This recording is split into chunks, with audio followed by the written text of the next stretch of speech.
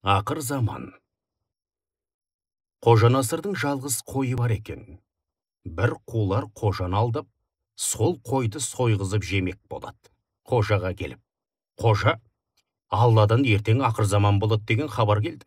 Мал дүниенің керегі жоқ. Бүгін ішкен ішіп, жеген жеп бәрін бітіру керек. Сен қойыңды сой, бүгін жеп кенелейік» депті.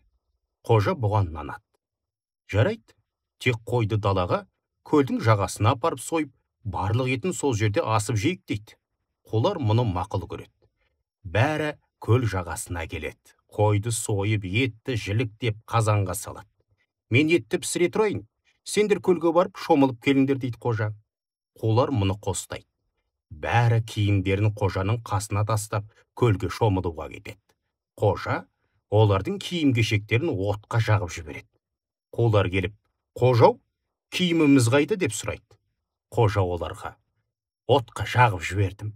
Бәрібір ертең ақыр заман болса, керегі қанша деп ойладым» депті.